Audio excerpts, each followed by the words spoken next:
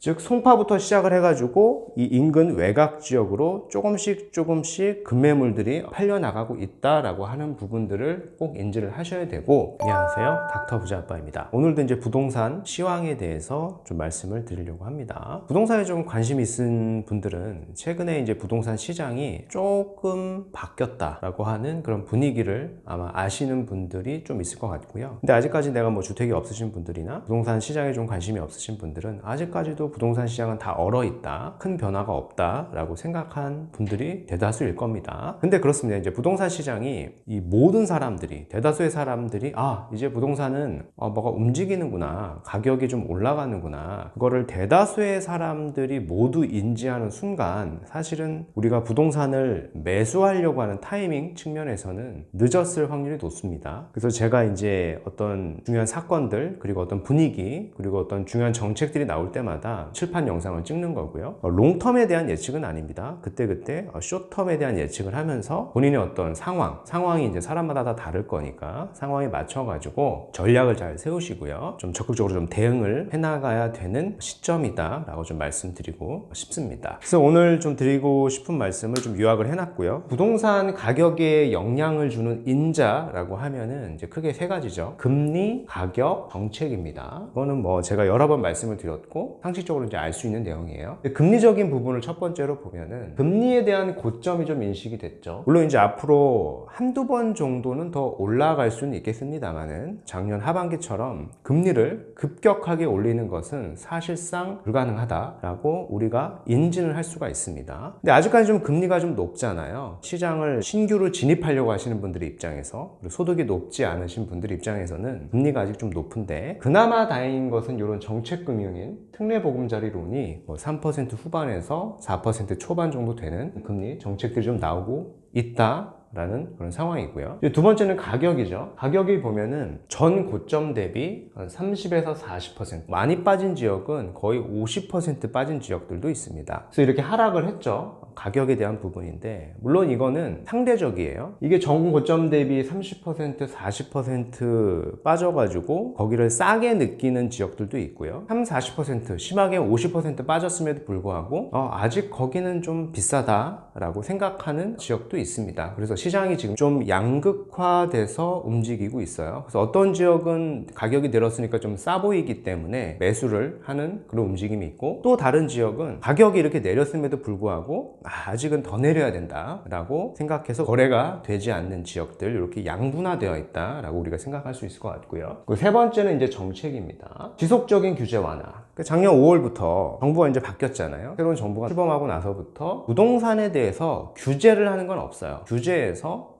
다 완화의 스탠스를 가고 있습니다. 이게 뭐 일시적 일가 의주택을 기존 2년에서 3년으로 연장을 한다거나, 취득세에 대한 부분, 양도세에 대한 부분, 그리고 규제지역 해제, 그리고 대출에 대한 부분, 대부분 정비사업에 대한 부분까지 해제하고 있고요. 일기 신도시 특례법까지 나왔죠. 용적률 상향에 대한. 그래서 여튼 이런 세 가지 사항들을 봤을 때 전반적으로 부동산 시장이 좀 얼어 있었지만은 조금 더 완화되고 있고, 시장 상황이, 분위기가 좀 변화되고 있는 것을 우리가 감지할 수 있다라는 말씀을 드리겠고요. 결국엔 이 세 가지로 인해서 부동산 매매 심리에 영향을 주는 겁니다. 물론 매매 심리를 우리가 직접적으로 물어보면서, 1대1로 물어보면서 심리를 파악을 할 수도 있겠지만은, 사실 그럴 필요도 없는 게, 이 매매 심리라고 하는 것은 거래량으로 나타나게 되죠. 거래량을 전국적으로 볼 수도 있겠지만은, 서울 아파트 매매 거래량만 딱 집어서 보면은 사실 부동산 매매 심리가 바뀌고 있다. 거래량을 통해서 우리가 확연히 인지를 할 수가 있는 겁니다. 데이터를 통해서.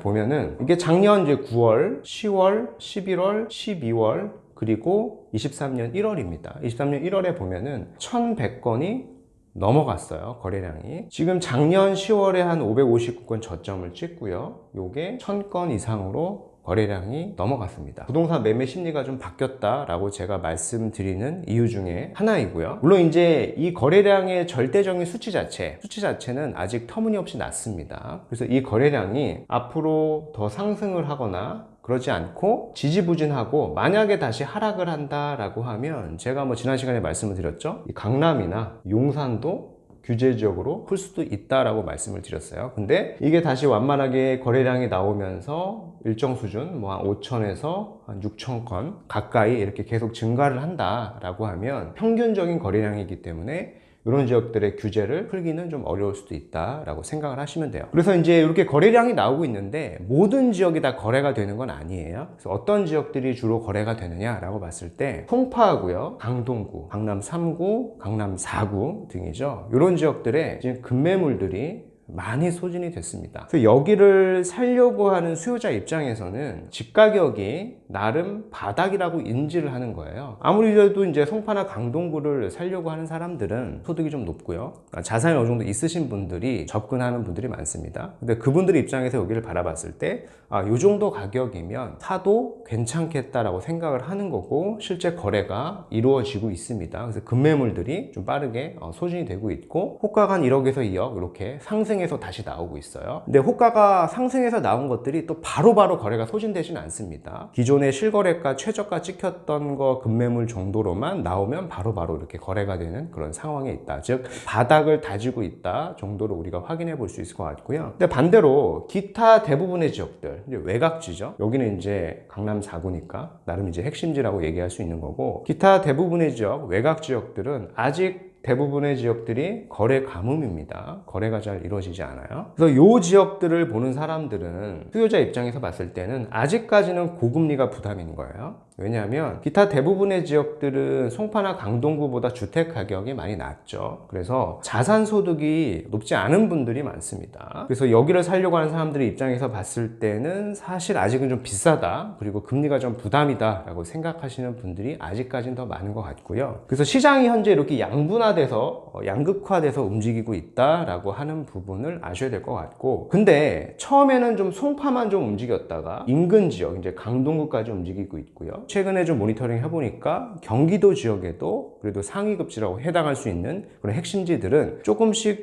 급매물들이 소진되고 있습니다. 즉 송파부터 시작을 해가지고 이 인근 외곽 지역으로 조금씩 급매물들이 팔려나가고 있다라고 하는 부분들을 꼭 인지를 하셔야 되고, 내가 그런 지역을 좀 관심을 가지고 있다라고 하면 적극적으로 시장을 좀 모니터링 하거나 아니면 부동산을 좀 방문을 해 보시는 것을 이제 저는 권장드립니다. 현재 상황을 한번 모니터링 해봤고요. 일시적 2주택자 분께서 최근에 이제 저한테 메일을 많이 보내주시는데 대부분의 공통된 고민, 하소연하는 게 있어요. 그게 뭐냐면은 최근 한 1, 2년간, 최근 1년간이라고 하는 게 아마 3, 4년 전에 집을 샀었으면 사실 괜찮았는데 1, 2년 내에 집을 샀다라고 하면 이런 분들 중에 자산이 많이 줄어들어 가지고 속상하다, 이렇게 이제 얘기하시는 분이 많이 계시거든요. 물론 이제 내가 아주 저점에 잡고 뭐 고점에 팔고 이런 게 가장 베스트한 선택이겠지만은, 사실 저는 자산이 줄어들었다고 해서 속상해 할 필요는 없다라고 말씀드리고 싶고요. 그 이유가 뭐냐면 사실 자산이 없는 무주택자는 줄어들 자산도 없는 거예요. 무주택자분이 가격이 하락하면 집을 살까요? 사실 안 살 확률이 높다라고 제가 말씀을 드렸죠. 전체 인구의 한 40% 정도들은 평생 무주택 스탠스를 유지하려고 하는 성향이 있습니다. 그래서 자산이 없는 무주택자는 어차피 자산이 없기 때문에 줄어들 자산도 없는 겁니다. 그래서 저는 이런 분들이 사실 더 속상한 거지, 내가 단기적으로 자산이 많이 줄어들어서 속상할 필요는 없다라고 생각을 해요. 부자나 자산가일수록 지금 이제 조정기 또는 뭐 하락기라고 얘기하시는 분도 계시는데, 이런 시기일수록 자산은 더 많이 줄어듭니다. 그러니까 자산가나 부자가 자산이 더 많이 줄어드는 거예요. 근데 반대로 다음 상승장이 왔을 때는 자산은 더 많이 상승을 하는 겁니다. 그래서 내가 1, 2년간 내 자산이 좀 줄어들었다 그래서 속상해하고 뭐 의기소침하고 그럴 시간이 사실은 없습니다.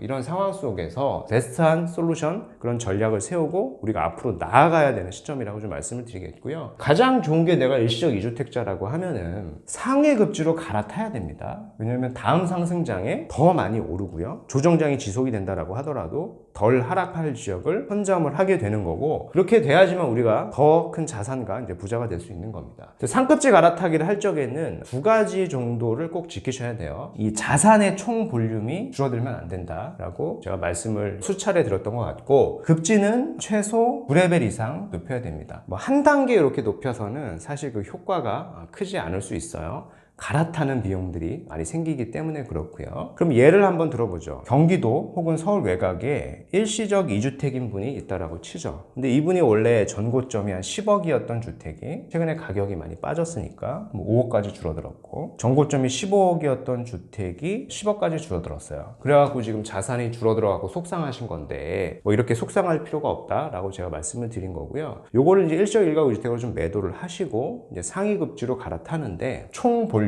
자산의 총 볼륨도 보면은 이 송파구의 한 단지를 보면은 전고점이 25억이고 최근에 조정을 받아서 한 17억 정도 합니다. 이런 단지로 좀 갈아타는 게 좋다라고 말씀을 드려 보겠습니다. 자산의 총 볼륨도 줄지 않고요. 급지도 보면은 최소 2레벨 이상 급지를 이제 상향하게 되는 거기 때문에 그렇고요. 여기서 이제 급지를 좀 갈아탄 다음에 플러스 알파로 소액 투자를 고려하시는 게 맞습니다. 여기 주택이 좀 팔리지 않는다, 이런 지역들의 주택이 팔리지 않기 때문에 여기를 보유한 채 플러스 알파로 소액 투자를 하시는 것보다는요, 여기를 내가 좀 팔고 상위 급지로 갈아탄 다음에 다음에 타이밍을 좀 보셔가지고 소액 투자로 플러스 알파 하시는 게 훨씬 내가 부자, 자산가가 될 수 있는 방법이다 라고 좀 정리를 해 드리겠습니다. 오늘 영상 여기까지 하겠고요. 이상 닥터 부자 아빠였습니다. 감사합니다.